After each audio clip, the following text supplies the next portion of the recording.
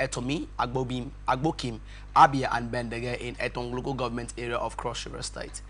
The project unveiled on Wednesday was implemented under the Interconnected Mini-Grid Acceleration Scheme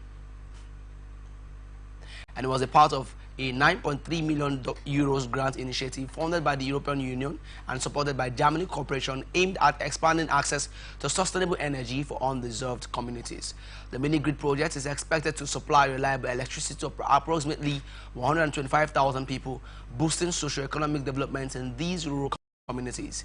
A statement from the agency on Wednesday said the commissioning ceremony was attended by notable dignitaries, including the governor of Cross River State, Senator Basi Otu, represented by the state's commissioner for power and renewable energy, Prince Eka Williams.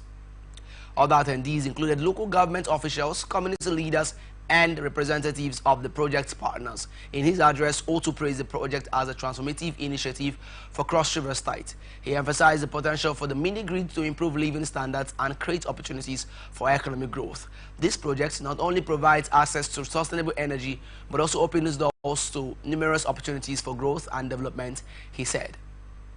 The governor called on benefiting communities to ensure the project's sustainability by actively participating in its maintenance and management. He also urged them to explore ways to expand its reach, including supporting small businesses that can thrive with the new power supply.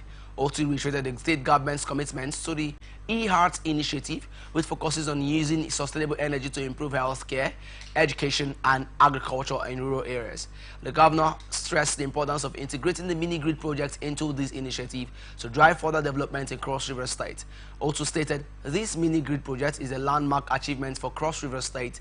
It not only provides access to sustainable energy for the communities of Etomi, Agbokim, Abia, and Bendege, but also opens doors to numerous opportunities for growth and development. The Cross River State government is committed to supporting further initiatives like these as we work towards ensuring that every community in the state has access to reliable and affordable electricity.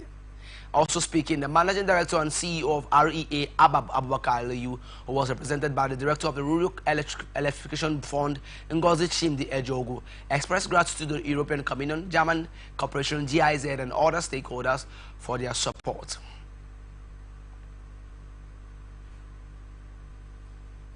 Olu of Warri, His Majesty Ogiame Atuwase III, has condemned the exploitation of the Niger Delta mangroves by foreign interests, describing it as a new form of colonialism. This was disclosed at an art exhibition tagged "The Intersecting Worlds of Climate Change, the Mangroves and Art."